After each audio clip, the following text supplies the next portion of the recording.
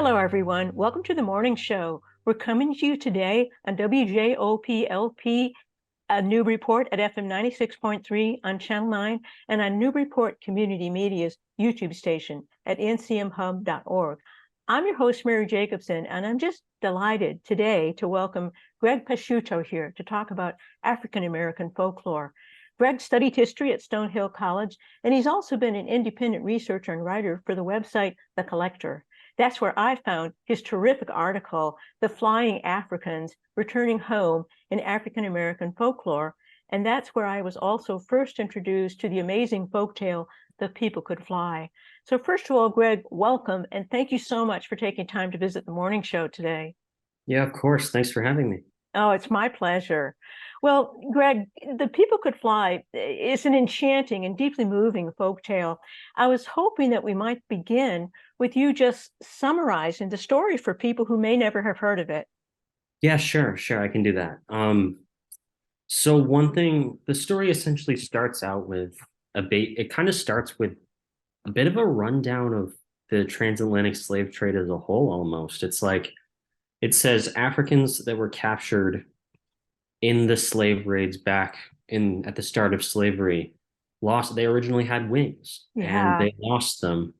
And then during the overseas trip, when they're in the Middle Passage, as historians like to call it, essentially they forget how to fly. But for some, the ability to fly is still buried deep within them.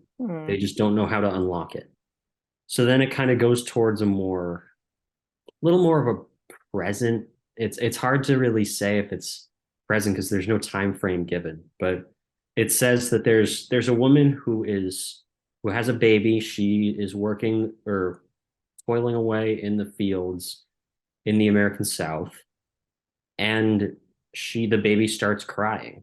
Babies, because that's babies do it. Babies cry. Yes, So they do. it's like so then the overseer hears the baby crying and doesn't like hearing that. Doesn't like hearing that. So he starts whipping the woman, and it's pretty brutal. Like Yeah.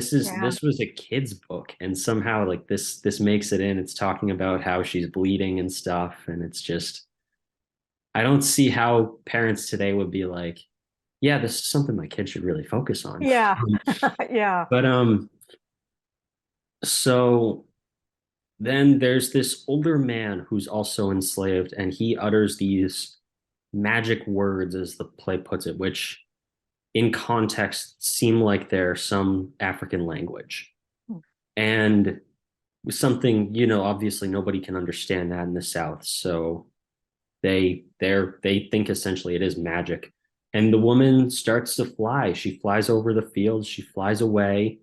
Other slaves are essentially working themselves until exhaustion, but then they start to fly too after she does, and they just fly away. And then the old man he gets threatened. They say, like, stop this. And the man kind of is like, laughs, and it's like, this is our true nature, basically. Mhm. And he flies away. But the interesting thing at the end of it is that the story ends with not every enslaved Black person flies away. Hmm. For some reason, there are some who see the old man flying, but he doesn't have the time to take everybody, Yeah. to get everybody back home to Africa across the sea. So because of that, the story, according to this version of it, is passed on because essentially because the ones who didn't get to fly back saw this and passed it down to their children over the generations. Yeah. It's just a remarkable story. Yeah. It really is. The moment when, I mean, it's heartrending when you read about the brutality of the overseer, who's just Yeah. heartless and cruel. But then when the older man comes and says the words in Mhm. African, and she Mhm. flies away, it's at this transcendent moment Yeah. of freedom. So it's just a remarkable story. Um, Yeah. And I'm just trying to think, like, there oh yeah, there usually I don't like reading about that kind of stuff, like the specifically like the enslavers kind of, because it just makes me sad. It's so I brutal, so know. senseless. I'm more of a cultural kind of guy. I prefer to read about how the enslaved really tried to maintain their cultures and Yeah. everything, and how they're kind of sort of an ethnogenesis almost, as in this new setting that was so different yet from their own back home. Yeah. Mhm. Yeah. Well, Greg, how did you, first of all, I want to follow up on the point you just made because I think it's really interesting. But how did you discover this folktale? I think that's probably, I honestly don't remember exactly how I did. I was Yeah. probably somewhere down the Wikipedia rabbit hole, and I came across Oh, we've all been there. and I came across this story while I was reading about it, and then I decided to do some digging on it Yeah. online, and I found some, like when I was online, I found some little snippets of recounts of the folktale from like K-12 curricula that were posted online, Yeah. and I just from there I decided this would be pretty cool to write about. I hadn't really seen anybody write about it for a general audience. It had Mhm. mostly been like a lot of specialized academic stuff. And I don't know, I just felt like maybe a general audience could probably benefit from hearing about this. Well, this general audience really did. Yeah, So, no, I appreciate it. so I'm really glad that you wrote it. Well, following up on what you were saying about the earlier about the origins of the story and the cultural Mhm. aspects of it, you talk in your paper about how the European slavers tried very hard to break their captives' spirits and Yes. to disconnect them from their homeland cultures. Could Yeah. you tell us how, because you talk about this in your article, how the conditions and the culture of the South Carolinian Gullah or Gucci people may have contributed to their becoming the source of transmission for the spread of the flying African's tale across the slaveholding South? So the Gullah Geechee people, I want to do more research on it and hopefully one day travel down there someday, because I just want to see how what it's like. I can't claim to be an absolute expert on this, but I do think from what I've gathered, part of the reason they were able to um sorry, That's part of the okay. reason they were able to preserve this story and more African customs more broadly is because they weren't really that connected to the mainland. They lived in these coastal or kind of tiny islands and everything, and they weren't as connected to the mainland plantations and therefore white American influence. So with that isolation in part allowed them to preserve their old cultures before. But then again, that is true that their cultures had come from a ton of different ethnic groups in Mm, back in Africa. So there was a degree of kind of ethnogenesis and a degree of kind of fusion of cultures. It just happened largely outside the purview of the white slavers. But also a fun fact is that the Gullah Geechee language is the only African Creole language that developed in the United States. yeah, interesting. Mhm. Well, I had occasion to visit Charleston a few years ago and had the opportunity to hear a concert of Gullah Geechee music. Oh, And nice. it's very distinctive. You should go. I want You'll to. re I mean, you'll really, and Charleston is fascinating for any variety of reasons. But yeah, I think what you're saying is really interesting that part of the role that they played was because they lived on an island separated from the mainland, that it hmm, may have given them a span of freedom yeah, to develop their own language and sustain a connection to the yeah. African cultures they came from. The Um, eh, isolation definitely like played a bit of a role, but I do want to say that the Gullah Geechee people weren't the only source of this legend. mm, There are it's found across parts of the Caribbean. Like you'll see some of it in Jamaica, you'll see some of it even as far south as Brazil. Some versions interesting. are there, but this is just the probably the best documented and best known Yeah, version with the Gullah Geechee people of Georgia and South Carolina. yeah. Well, you also in your article, you tell an amazing story that I was Nice. hoping you would also share with us about the Igbo captives. Yes, Um, yes. and, uh, and I don't want to be like, I don't want to be that guy to do this, but I looked into it and it's actually Igbo is how they say it. oh, thank you. Yeah, No, that's how they'd say it in their own culture. well, then that's how we should say it. So thank you for Okay. that. But it's an amazing story, and so I was hoping you could tell us the story, and also this story had an impact because it's a story of defiance.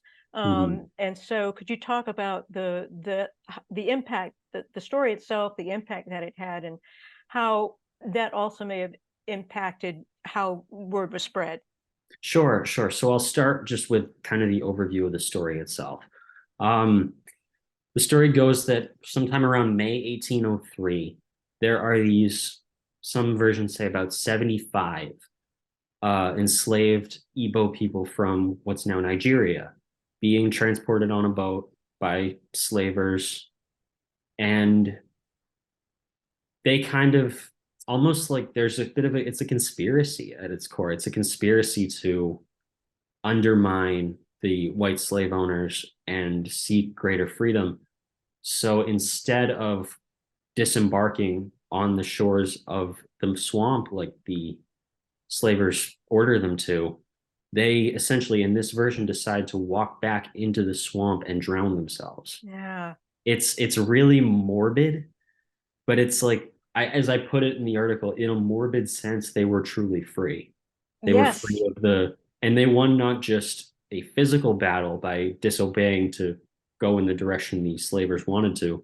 They won the psychological battle because you look at some of the accounts later on. There's one from a guy called Roswell King, who was a slave owner at the time, and some of his associates, they were not happy that this happened. Yeah, I'm sure it's loss of wealth for them.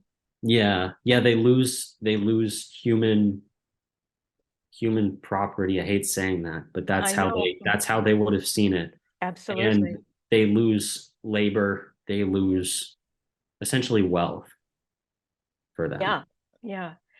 And it's a tragic story. Hmm. Um, but it makes you think about the choice they made, that loss of life was preferable to loss of freedom. And Yeah, and that's a profound idea. yeah. And it makes you think about what choice would I make? I don't know. So let me just ask you one thing. Have you Mhm. seen Black Panther, the Marvel movie? Yes, of course I At have. the end of the movie, spoiler alert, at the end of the movie, the villain says that he'd rather die like his slave ancestors had when they jumped from the ships than live in bondage. And that is kind of I don't know if that's a direct reference to the Igbo landing Oh, I wonder. story. Um, Wikipedia seems to say it is, but it's Wikipedia. You got to take it with a grain of Yeah, salt. yeah. So, but it is kind of a reference to that same theme that Yeah, kind of escaping by any means is necessary, is yeah, preferable to living in yeah, human bondage. yeah. It's making a claim for your own dignity. Hmm. And if the only choice you have is death or loss of freedom, Hmm. well, the Igbo made their choice. And Yeah, speaking personally, I can respect them for that, although it's just so deeply tragic that anyone should ever have to be confronted with a choice absolutely. like that. And so that story spread, as I understand from your article. Yeah. Yeah. So what happened with that was that essentially for the next probably 130 years from what I was able to gather, in the 30s, kind of the Works Progress Administration under FDR kind of threw together this federal writers project. And some ethnographers went down south to interview Gullah Geechee people. And some of them were actually the oldest surviving descendants of slavery, like Mm, the oldest people who had actually experienced that. They're probably pushing 80 years, 80, 90 years old at that point, some of them. yeah. So they got to talk to them. The motives of these scholars, you can be like, yeah, maybe it's a little dubious because it's like they want to be like, oh, look at these exotic people and all Mm, their strange customs and stuff. Some of them probably were genuinely curious and wanted to hear the stories. So the motives are probably all over the place. That's a whole ethical conundrum. But some of these people in Gullah Geechee country did recount the stories of the flying Africans. They talked about, and they didn't have, because it was an oral tradition, they didn't have just one version of the story. There was one guy I found, one man who was like, he was basically like, I don't believe the story that they might have flown home after they drowned. I think they just drowned. Mm-hmm. That was one of them. And then others would say, yeah, like the name implies, the flying Africans, that they essentially, instead of completely drowning, they flew home. They flew back across the ocean to Nigeria. Yeah. Yeah, that's, I think people like optional endings, some of which are more hopeful. There is one version actually where it says some versions say like when they fly back, some of them are shapeshifters essentially. They transform into vultures and they fly back across the ocean. Personally, I love a good shapeshifter story. Yeah. Greg. Yeah. Well, it's also fascinating, Greg. Reading your article and then reading the story, it made me think about how we humans just dream of flight. Yeah. We're always imagining the superpower of flight. It's at the heart and soul of so many myths and stories throughout human Yeah, history. it's like, it's really, the way I see it, it's kind of like it's at the top of human curiosity. It's like, Yeah. it's the ultimate what if, or at least the most immediate Yeah. what if that we think of. Like, what if we could fly? That would be really cool, right? Yes, for its We own. all have our own opinions on that. Yeah, I mean, I used to do programs at Drumlin Farm at Audubon Sanctuary in Lincoln, and I Okay. would do programs with rehabilitated raptors, Oh, red-tailed hawks, nice. owls, and I would always ask people when I'm doing this because you have them on your arm like that. I'm Yeah. remembering, and I would Yeah. always ask people, "How many of you ever wished you could fly?" And to a person, everyone raised their hand. Mhm. Everybody wished they could fly. And it probably started because they saw a bird doing it. Absolutely. And also there's a sense of the broad perspective on life that you have when you're up above everything. But Yeah. also in the context of the flying Africans and so many like Marvel Universe heroes like Mhm. Superman or um, flight is also tied with the idea of escape as it is in the Yes. story. And it off escaping suffering, and also it strikes me a way to correct for terrible injustices where the Mhm. system of justice has failed, Okay. has been Yeah. corrupted. And so at times, as during the slave era, it seems as though relief and justice can only happen through the power of imagination and Mhm. imagining one could fly. So Greg, I was curious to find out, because you thought about this a lot. How do you imagine hearing this tale of the flying Africans impacted the enslaved people who heard it? So again, I can't be the only one to make this claim. I'm not the end all be all for this. What I imagine though is that essentially they heard this, and especially if they were children, they probably had this degree of awe, like, wow, how did they do it? That's so Yeah, cool. Like imagine telling a story like that to a 5-year-old and yeah, telling them like these your ancestors turned into birds and flew across the ocean. yeah, Like, there'd just be like this awestruck look on their face, and they'd be like, absolutely. but not only that, for the adults and for the probably the older kids and the adults, it took on like a degree of a spiritual experience, a spiritual awakening. It basically became kind of this uniquely African American and Afro Caribbean religious idea that there Yeah. was kind of, it links old ideas like there is this spiritual homeland and you in back on the continent and you return to it when you die. Yeah. Yeah. That is really well put, Greg. Really well put. Yeah. There's such a power in story. And there's a particular kind of transformative and transcendent spiritual power in Mhm. this story. I think that's why I just found it so magical. I was so glad that I found your article and then found this Yeah. story. Greg, just how does the story impact you?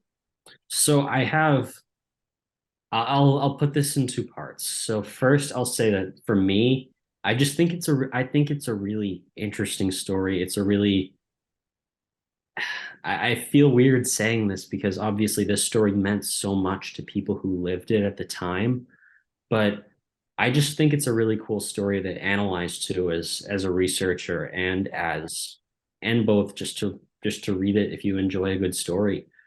But I imagine like there was some scholarly debate actually about where does this story come from? How exactly did this come? Is it unique to the Gullah Geechee people? And I've already said no, it wasn't. Yeah. There were different variations across the Caribbean and the American South. But one thing was, what ethnic group did this originate with? Some older ones have said the Igbo people, like in the story of Igbo landing. Others have said more recently there was this Belgian scholar online who said it's a Central African origin.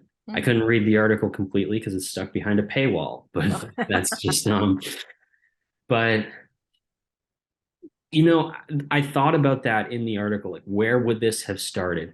The Central African theory is actually pretty neat because they're like, it was linked to the concept of like, if a version said, if you eat salt, you can't fly home. Mm-hmm. And back then, at the time in Central Africa, eating salt, as they put it, was linked to Christian baptism. Interesting. So it was linked because the Portuguese and the Italians were running a missionary operation down in what was the Kingdom of Congo. Uh-huh. And essentially, it kind of implies I feel like it kind of implies this sort of religious almost hierarchy there. Like if you maintain the ancestral ways or if you kind of adopted this new religion. But then again, that's just a really intriguing theory at the moment. Personally, I don't think it would have mattered to the people hearing the stories. Mm-hmm. It's like, what ethnic origin did this come from?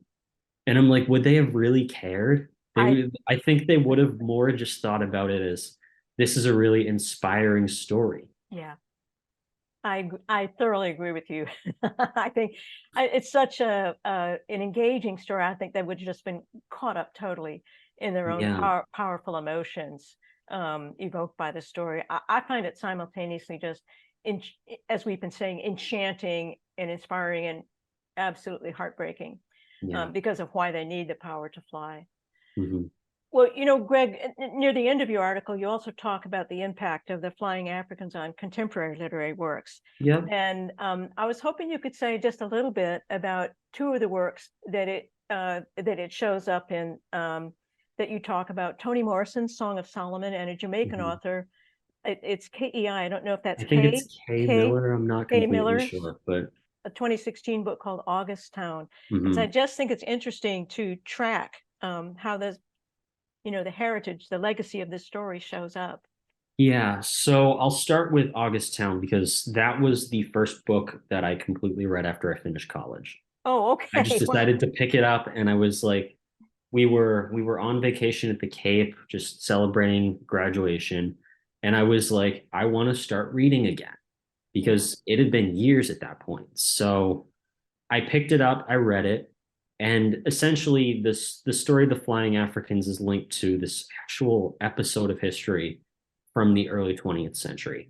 So there was in Jamaica when it was still under British control, there was this preacher named Alexander Bedward who claimed he could fly. Mm. He was like this kind of new age Protestant preacher who amassed a pretty sizable following. In real life, he didn't actually fly, and the British kind of threw him in the slammer.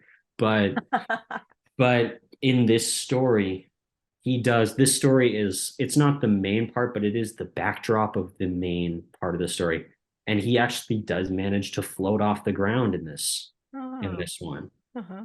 And for Toni Morrison's Song of Solomon, that is a book that I haven't entirely read Mhm. because I haven't really gotten the opportunity to go through the whole thing. But there's a part where I believe it's you can tell me if I'm wrong on this one, but the main character's ancestor had flown home to Africa, but hadn't taken his children with him. Mm. And so those children are the direct ancestors of the main character. And then when the main character is in conflict with his childhood friend turned rival, the story ends with him just kind of starting to take flight in that last moment. Mhm. And it's left ambiguous. You don't know exactly, is he about to die? Is this what's happening? Well, it's just with both stories, it's just so intriguing because in their various ways, they really are echoing Mhm. the story we've been talking about. And so it's timeless, Greg. It is. And so it's really just interesting to track some of those legacies. Well, Greg, I have to ask because, as you know, I've told you, I think you're a terrific researcher and writer. I really Are you appreciate that. are you working on any projects right now? Actually, yeah, I do. Right now, I am writing this article about art during the Qing Dynasty in China. Oh, I am probably halfway done with it. I just need to find a bunch of pictures and write a couple more sections. It's like five trends and themes in Qing Dynasty art. And so I'm looking at things like the porcelain trade, lacquerware. Lacquerware, that one's probably my favorite. But then it's like different schools of thought and then foreign influences on Chinese art at the time. I've always been just a big sucker for Chinese art. I think it's ah, some of the coolest stuff out there. So I just decided I looked at like what the website needed, and they didn't have a lot of articles on the Qing Dynasty. And I had studied Chinese history in college, especially modern, and so I decided why not? That was probably one of my favorite classes in college. So I interesting. decided to take this up. Well, Greg, clearly a great strength of yours is your curiosity. Um, I and think curiosity is one of the best qualities a person can have. I mean, if a person's not curious, they're essentially just slogging through life without knowing what they're doing. I totally agree with you, And I Greg. still don't know what I'm doing, but And that's well, I think I don't I think that you are following your curiosity and creating good and valuable connections. And I think you're something of a Renaissance man. And where you'll wind up with that, I don't know, but I know it's going to be somewhere good. Just keep researching and keep writing.